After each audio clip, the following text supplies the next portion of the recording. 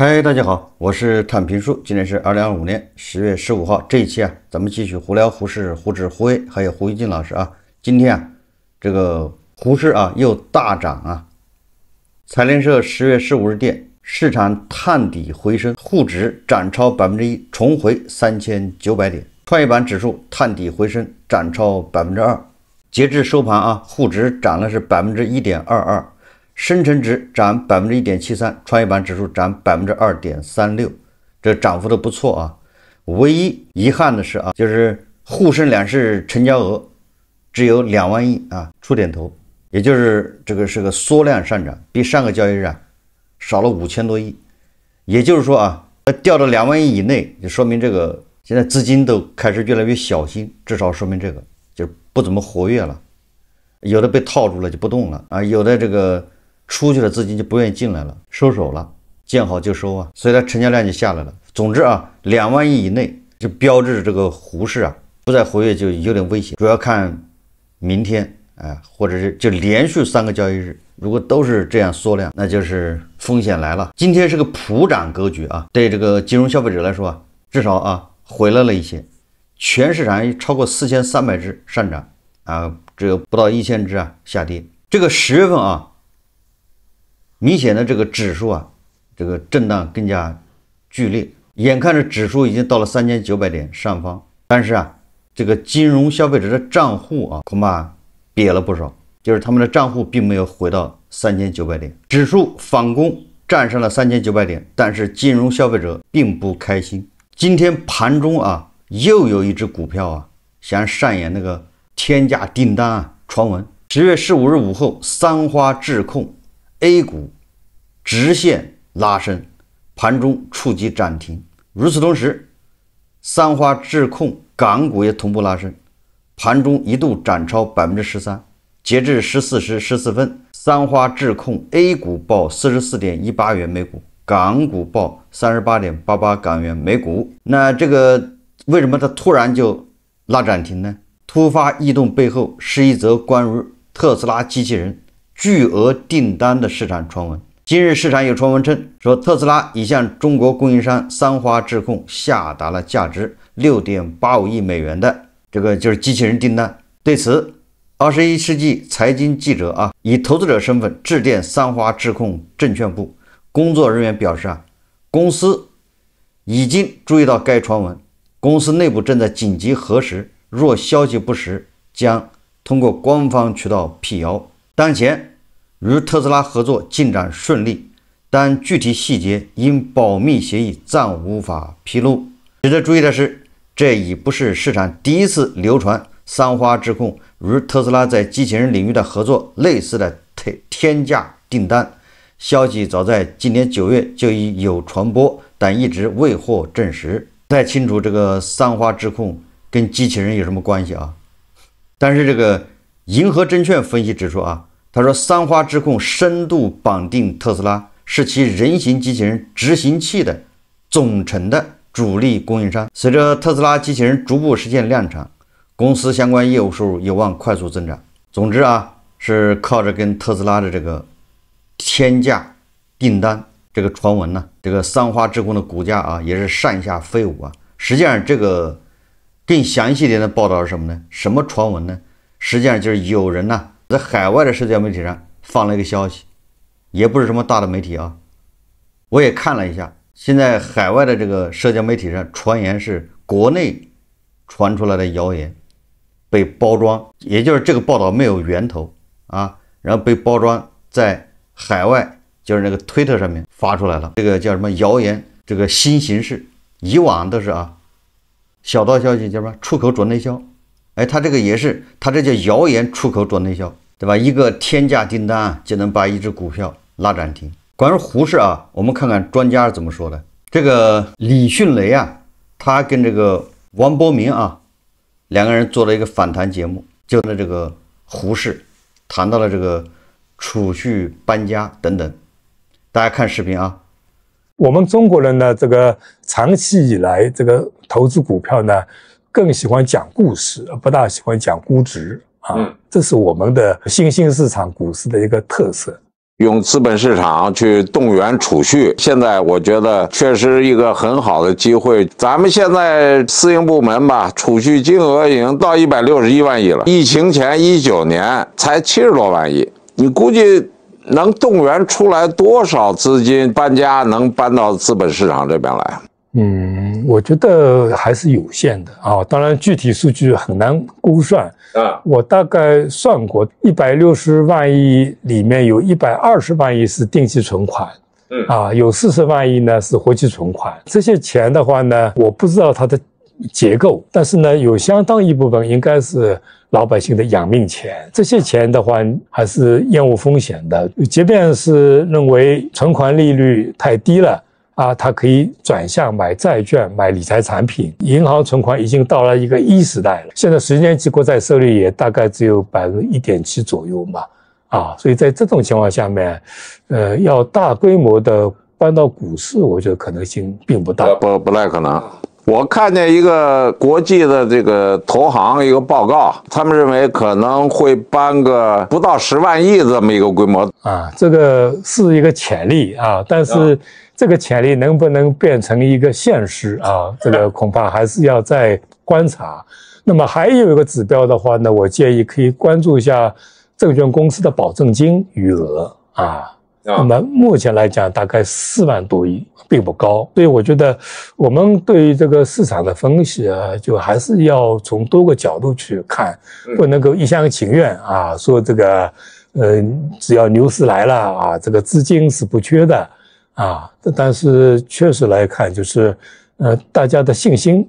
非常重要。对，如果有信心，那么这个确实是不缺资金。但这个信心又是要建立在你上市公司的盈利基础，跟15年的时候有一个很大的不一样的地方。15年的时候呢，至少我们还处在一个房地产的上行周期，居民他的资产负债表是扩表的就是愿意加杠杆的。而2021年以后呢，中国房地产呢进入到一个下行周期，所以整个居民是去杠杆，是缩表的。对，所以为什么您前面提到了说跟19年比的话，我们这个银行居民的存款翻了1倍还多，是因为他们就缩表了嘛，就把原先借的钱还了新的又不投了所以就放在银行的存款里面了。那你现在看这市场的这个节奏还没有发疯吧？这个应该还没有发疯，应该还是处在一个相对平和的状态那么交易的活跃度呢，比之前呢是大幅的提高了已经很多天就是超过2万亿了就是交易量对，但是呢，就是感觉就是大家还都在追逐热点就对于这些有成长性的这个板块，大家追逐热度呢是比较高一些。也就是我们所期望的价值投资方面的这个表现还不太明显。现在来看的话呢，从炒这个创新药炒那个什么这个科技 AI 算法光电芯片等等但是这些公司就目前来看的话呢，还带有很大的不确定性当然呢，因为带有很大不确定性，所以你也不能够说它错因为你短期内很难证伪嘛。但是呢，你反观一下这个美股来讲的话呢，它去年这个7姐妹对它的标普500的贡献大概是50%左右，7个公司贡献，那基本上就是这7姐妹了，是吧？但是呢，这7姐妹它都有盈利的这个作为一个支持的就我们来讲的话呢，恐怕概念是有的盈利未来或许有，但你不能够证明未来它没有盈利，你不能证伪，你既然不能证伪，那它就可以涨就我们中国人呢，这个长期以来这个投资股票呢，更喜欢讲故事，不大喜欢讲估值这是我们的新兴市场股市的一个特色。这个李世雷直言不讳中国股民喜欢讲故事，不喜欢看估值，对吧？也就是咱们更习惯于听故事炒股，至于这个公司到底怎么样，这个没人关心。就连建功爷叔这样的人被套10几年，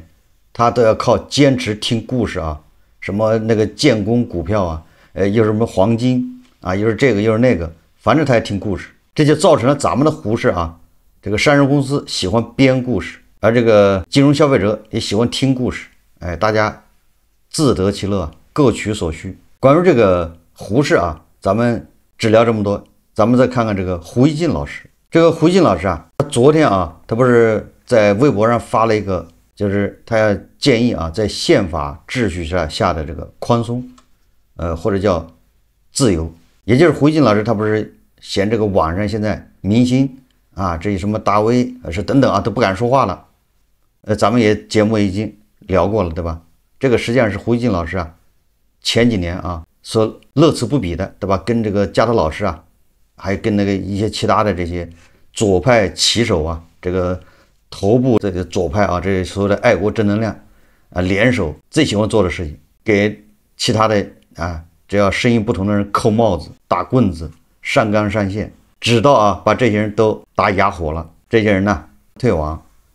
潜逃的潜逃，夹着尾巴逃跑了。现在网上啊，这些人被打倒之后啊，胡锡进老师居然也被他的队友啊，就被他曾经的战友骂为这个叫右派。就胡锡进老师自己都说了啊，他都很危险了，所以他现在居然啊高呼宪法秩序下的宽松与自由。这胡锡进老师他写这个微博啊，其实没什么，最主要是胡锡进老师影响大，海外有很多媒体啊，很多评论人士是专门盯着胡锡进老师的，就胡锡进老师一举一动，他们都会去分析。所以你看，胡锡进老师昨天发了这个微博之后啊，这个新加坡联合早报就刊登了一篇文章，说胡锡进疾呼宽松与自由。就是海外的媒体啊，很多评论人拿胡锡进的这个话，他作为一个观察对象，作为一个风向标。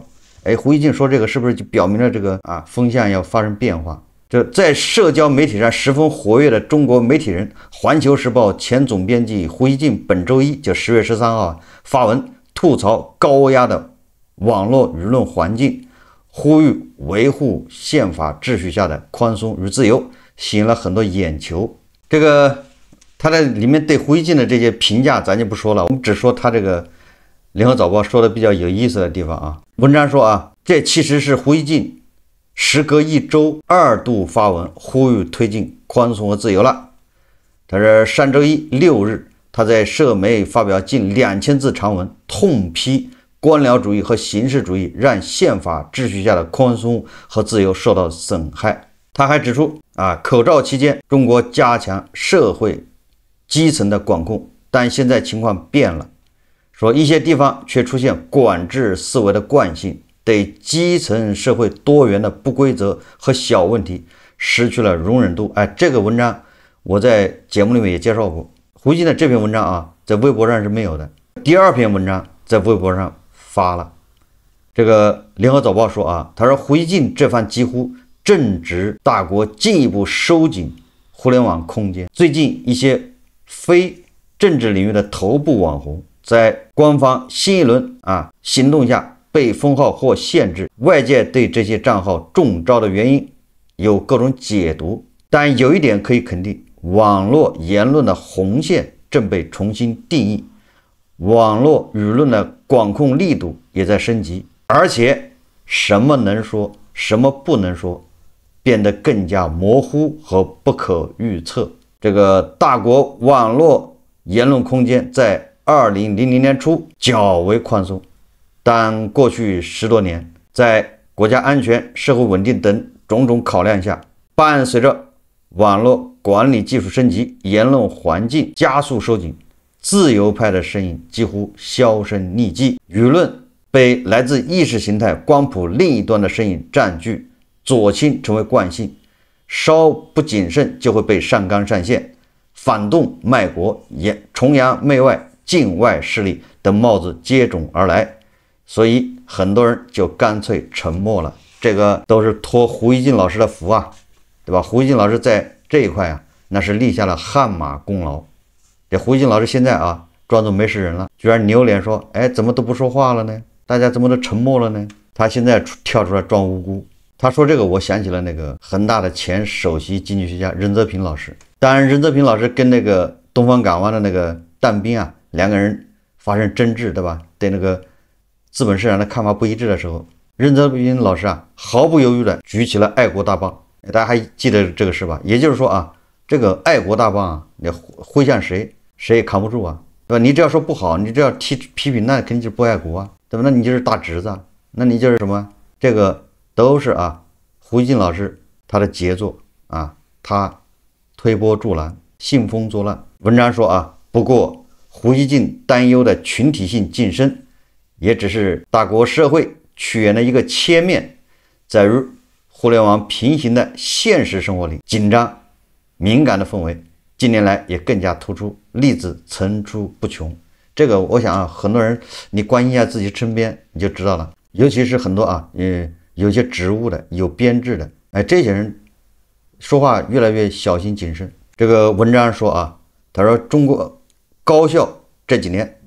就一度盛行学生举报教师之风，教师很可能因为课堂上一句话被问责，大学教授为了自保只好照本宣科，压缩学术讨论的空间，回避争议与思辨。在官场上，官方继续大力反腐，强力整治基层四风问题，而一些地方层层加码，一刀切，搞得基层官员如履薄冰，普通同事间的日常聚餐都因为担心触碰纪律红线而变得小心翼翼。大国这2年与许多国家实行双向免签，好多人眼看就要实现说走就走的旅行梦，也因为严管化为泡影。说在刚过去的长假，几名在体制内和银行工作的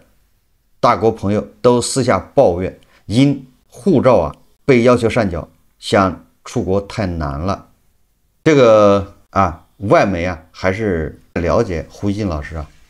不太了解胡锡进老师的为人，和不太了解胡锡进老师这个成长历史。我看还是这个国内的网友啊评论呢，经常是一针见血啊。有个网友评论啊，说老胡啊，说很多人如今在社交媒体上发声越来越小心了啊，或者都不说话了，就这意思啊。那个我看有个网友说胡锡进啊，他为什么发出这种感慨呢？就是因为大家都不说话了，胡锡进斗谁去啊？也就是胡锡进老师啊，完不成自己的 KPI 了，定期的吧，要找几个人斗一下，打击一下，打倒，对吧？结果这帮孙子啊，一个都不说话了，你说他打击谁呢？都变坏了。给胡锡进老师支个招啊，胡锡进老师可以钓鱼执法。就在胡锡进老师啊抱怨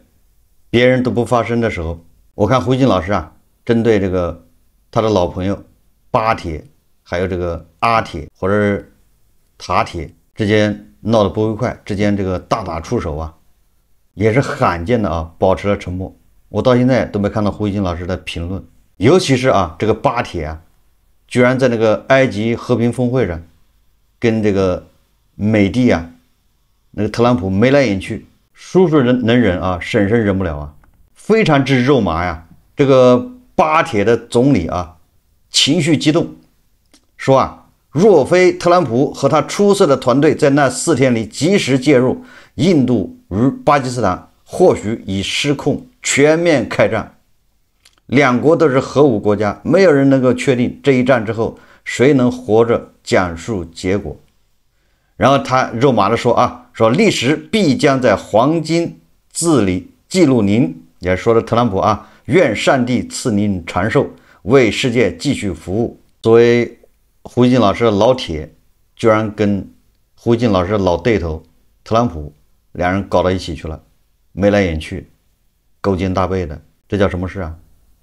这胡锡进老师对巴铁到底什么态度？然后这个阿铁也不示弱啊，阿铁立马呀跑到印度访问去了，而且啊，阿铁的这个外交部长在印度大受欢迎呢。也就是胡锡进老师两个帖子啊，都分别跑到胡锡进老师两个对头那儿去了。你说这叫什么事？这胡锡进老师就装作看不见，视而不见。或许啊，胡锡进老师在等别人表态，然后他再出手纠正或者出手打击。我记得这个有一阵子，我们的巴铁跟那个三哥对吧闹不愉快那4天，对吧？也就是那个巴铁的总理啊，这个吹捧特朗普的，就这个事啊。有一阵子不是天天吹这个什么飞机，把这个三哥的这个阵风飞机啊，还什么西方的那飞机给打得落花流水啊。我记得媒体上天天报道啊，天天都各种对吧？自媒体还有媒体，甚至连央视啊正规媒体都在报道，有的没的，有影的没影的，津津乐道。但是这次好像巴铁也出动了什么飞机对吧？把这个阿铁、塔铁的军事基地给炸得稀巴烂，怎么不说了呢？你没人说这事啊？难道巴铁这次用的是美帝的武器吗？总之啊，胡锡进老师两个帖子互殴，确实也让胡锡进老师尴尬呀，不太好评论呢。我们要登一个胡锡进老师的评论，继续关注啊。好，这期节目咱们就聊到这里，感谢大家收看。如果喜欢我的节目，欢迎订阅、转发，也可以在下方留言评论，谢谢大家。